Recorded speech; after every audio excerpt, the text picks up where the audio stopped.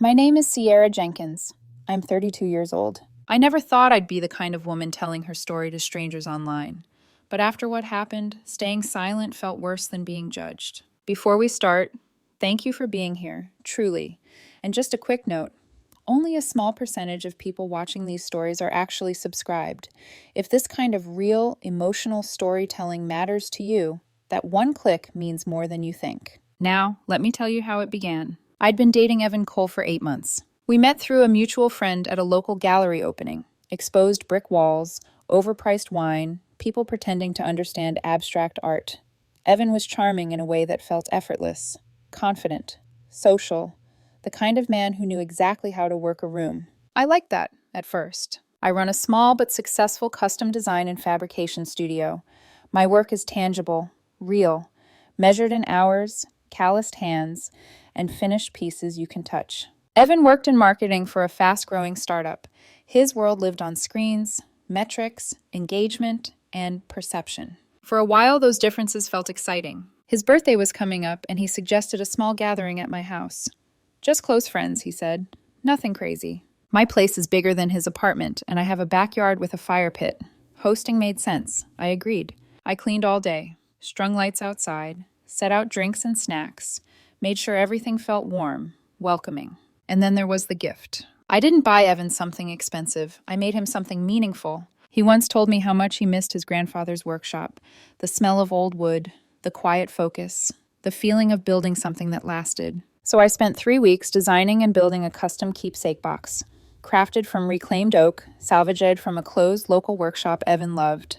His initials were inlaid subtly on the inside lid.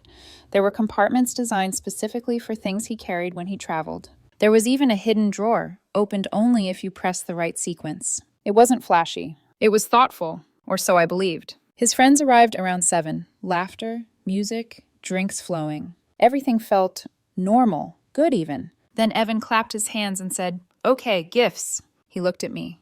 "Babe, film this. I might post some clips later." I hesitated but nodded. I held my phone up as his friends handed over their presents.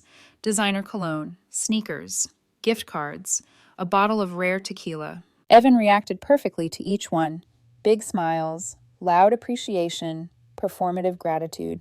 Then he reached mine. The box was simple, natural wood, a small ribbon. He lifted it, eyebrows rising slightly at the weight. And then he opened it. The smile vanished. Not confusion, not disappointment. Disdain. He held it up, tilted his head, and said, "Seriously, this is it?" My hands went cold. He laughed, a sharp, dismissive sound. "My expectations were low," he added, glancing at his friends. "But this is actually pathetic." Someone chuckled. Another voice. "At least she tried, kind of." I was still filming. Frozen. One of his friends tried to save it. "It looks handmade. That's sweet." Evan rolled his eyes. "Yeah, I guess it's the thought that counts. Not much thought, but thought." He set it aside and grabbed the tequila. "This is more like it. Who wants a shot?" That was when I stopped recording. I walked over quietly, picked up the box, slid it back into the bag. Then I pointed to the door. "Everyone needs to leave." Evan stared at me like I'd spoken another language. "What? Don't be so sensitive." "I'm not joking," I said. "Get out of my house." Silence swallowed the room. His friends scrambled awkwardly for their things. Evan didn't move. "You're really doing this over a box?" I looked him dead in the eye. "A box I spent 3 weeks making. Wood from the workshop you love, designed for how you travel. Your initials are inside. There's a hidden compartment you didn't even bother to notice before humiliating me." His face shifted. "Too late. Leave the gifts," I added. "They were opened here. They stay here." That got his attention. "You can't do that." "Watch me. 60 seconds or I call the police." They left. I locked the door and stood alone in my living room, surrounded by decorations, half-empty glasses, and the echo of laughter that wasn't mine. That was the night everything changed. The moment the door clicked shut, the house didn't feel like mine anymore. It felt contaminated, like the air still carried Evan's laugh, sharp, careless, and the way his friends had followed it like a cue. I stood there in the dim light of my living room, staring at the birthday decorations I'd spent hours arranging, and I realized something that made my stomach twist. He hadn't just insulted a gift. He'd insulted me. And worse, he'd done it like it was entertainment. I walked into the kitchen and started cleaning. Not because I cared about the mess, but because my hands needed something to do while my mind tried to catch up to my heart. Plastic cups, plates with half-eaten food, a napkin crumpled like it had been balled up in someone's fist. It hit me then, how hard I'd tried to make everything perfect. For him, for his friends, for a version of myself I thought I needed to be in order to be enough in Evan's world. I turned off every light, went to bed, and stared at the ceiling until morning. When I woke up, my phone looked like it had been attacked. 37 missed calls, a dozen texts, 2 voicemails, and the messages were exactly what you'd expect from a man who doesn't know how to sit with guilt. At first it was apologies. Sierra, I didn't mean it like that. Babe, please call me. I was joking. It got out of hand. Then it shifted, because with Evan, remorse always had an expiration date. Okay, but you didn't have to embarrass me like that. My friends think you're dramatic. You can't just kick people out. That's insane.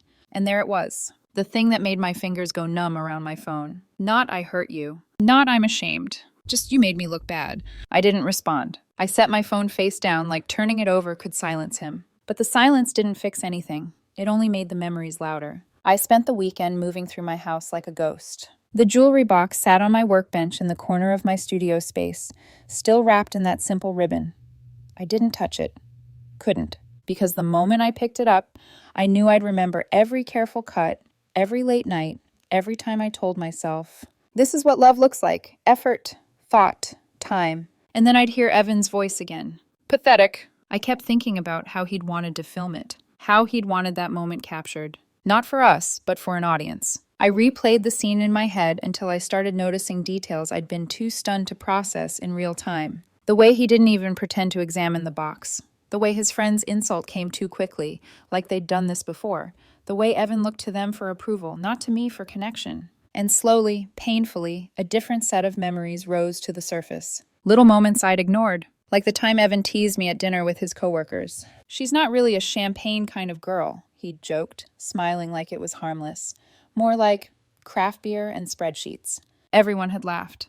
I'd forced a smile. Or the way he'd call my studio cute, like it was a hobby. The way he'd say things like, you're lucky you don't have to worry about image. As if image was more important than character. At the time, I'd told myself he was just different from me. Now I was starting to understand. He wasn't different. He was dangerous in a quiet way. Because he could hurt you and make it sound like you were the problem for bleeding. By Monday morning, I had my decision. I didn't feel dramatic. I didn't feel impulsive. I felt clear, like the shock had burned away the illusion. I texted him one sentence. We're done. I'll box up anything you left here. You can pick it up from the porch next weekend. Then I blocked his number. I expected relief. Instead, I felt a kind of grief that surprised me, because it wasn't just losing Evan. It was losing the version of him I'd built in my head.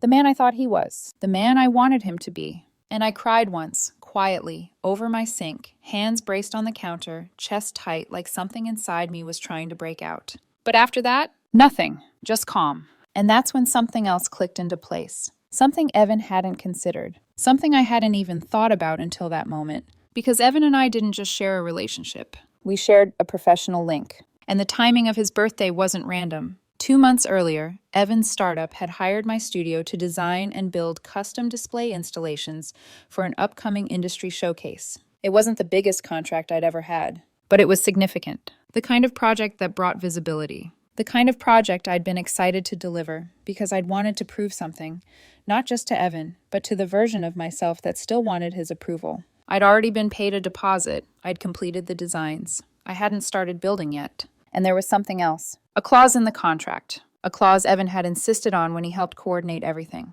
He'd laughed when he brought it up, like it was clever. Just in case, he'd said, business is business.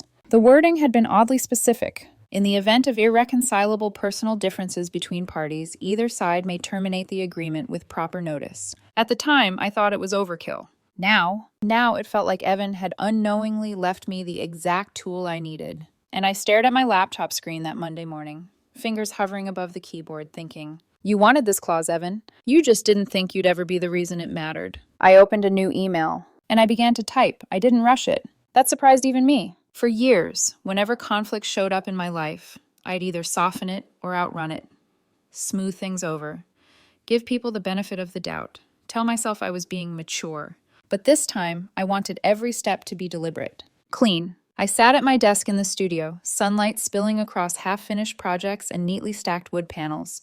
This was my world, the place where things made sense, where effort showed, where results matched intention. I opened the contract again and read the clause slowly, twice. Irreconcilable personal differences. No loopholes, no emotional language, just facts. I drafted the email carefully. Not cold, not vindictive, professional. Subject: contract termination. Section 5.2. Dear Jennifer, due to irreconcilable personal differences that have arisen between myself and Evan Cole, I regretfully need to terminate our agreement in accordance with Section 5.2 of our contract. I will refund the deposit in full immediately, and am happy to recommend several other studios that may be able to take on the project with minimal disruption. I appreciate your understanding. Kind regards, Sierra Jenkins. I read it 3 times. Then I sent it. The moment the email disappeared from my outbox, my chest tightened.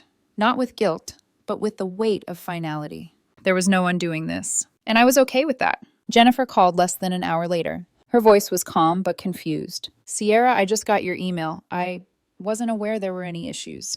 I explained only what was necessary. That Evan and I had been in a relationship, that we were no longer together, that continuing the project would be uncomfortable for me. I didn't describe the birthday. I didn't mention the laughter. I didn't say the word pathetic, because I didn't need to. Jennifer paused, then sighed. That's unfortunate, she said, but I understand. Thank you for offering referrals.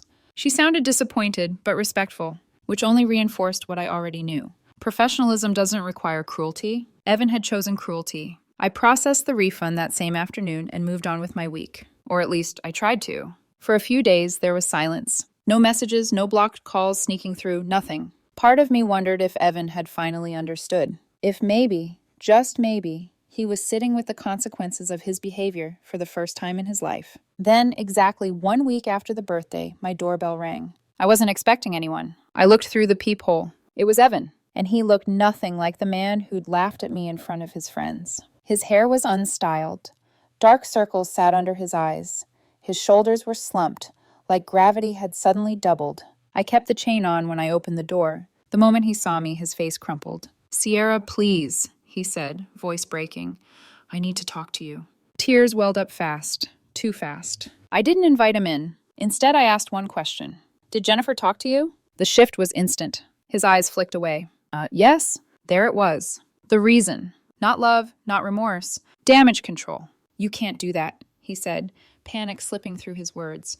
That showcase is huge. I was the one who brought you in. Jennifer is furious with me. My job is literally on the line. And just like that, the last fragile thread snapped. I felt strangely calm as I replied. That's unfortunate. His head snapped up. Sierra, come on. We can fix this. It was a stupid joke that went too far. I love the gift. I do. It's beautiful. You didn't even look at it, I said evenly. I was surprised, he tried. I didn't expect to be humiliated in my own home, I interrupted. Yet here we are. He wiped his face, recalibrating. I'm asking you, if not for me, then for the rest of the team. They didn't do anything wrong. I studied him for a long moment, and then I nodded. You're right. Hope flared across his face. They don't deserve to suffer because of you. He exhaled, relief flooding his features. So you'll reconsider? Yes, I said. On one condition. Anything, he said quickly. I leaned against the doorframe. You publicly apologize. Same audience, same platform. His brow furrowed. What do you mean? You wanted to post clips from your birthday, right? Instead, you post the full, unedited video. Of you opening my gift, of you mocking it. You tag me, and you write a real apology. The color drained from his face. I can't do that. Then we're done here. Everyone will think I'm a terrible person. I tilted my head. Then social media would finally be accurate. He swallowed hard. That would be humiliating. So was what you did to me. Silence stretched between us. I checked my watch. You have until midnight. If the video is up with a genuine apology, I'll email Jennifer tomorrow morning. If not, find someone else. I began to close the door. Wait, he said quickly. What about us? I laughed, not cruelly. Just honestly. There is no us, Evan. That ended the moment you decided my humiliation was content. I closed the door, locked it, and leaned my forehead against the wood, heart pounding. I didn't think he'd do it. But at 11:58 p.m., my phone buzzed. An Instagram notification. Evan Cole tagged you in a post. I opened it, and there it was. The video, unedited, raw, ugly. And beneath it, a caption so carefully written it reeked of desperation. I stared at the screen, realizing something unexpected. This wasn't revenge. This was a mirror. And Evan had finally been forced to look. I didn't watch the video right away. That surprised me. The notification sat there on my screen, glowing softly in the dark, like it was waiting to be acknowledged. I set my phone face down on the nightstand and lay back, staring at the ceiling, listening to the quiet hum of my house. For the first time in days, my chest wasn't tight. I wasn't bracing myself. I wasn't wondering what Evan thought of me. And that realization alone told me how much power he'd held, power I'd never agreed to give. When I finally picked up my phone, I watched the video once. Only once. There I was, off camera, holding the phone steady. There was Evan, confident, smug, surrounded by people who laughed when he laughed. I saw the exact second his face changed when he opened the box. I saw the way his mouth curled before the words even left it. Seriously? This is it? I saw myself go still. I hadn't remembered that part. The stillness. The way my body seemed to shut down to protect me from the moment. The comments were already flooding in. Some people defended him. Everyone messes up. At least he owned it. People are being too harsh. But most of them weren't kind. They were shocked. And worse for Evan, they were disappointed. People he worked with. People who followed him for positivity. People who'd bought into the version of him he sold. The applause he was used to had turned into scrutiny. And once scrutiny begins, it doesn't stop politely. The next morning, I kept my word. I emailed Jennifer. Dear Jennifer, after further consideration, I've decided to continue the project as originally agreed. My personal feelings shouldn't interfere with a professional commitment. I'll begin work immediately and ensure everything is completed by the original deadline. Best, Sierra Jenkins. She replied within minutes. Thankful, relieved, professional. She didn't mention Evan. She didn't mention the video. But I knew she'd seen it. Everyone had.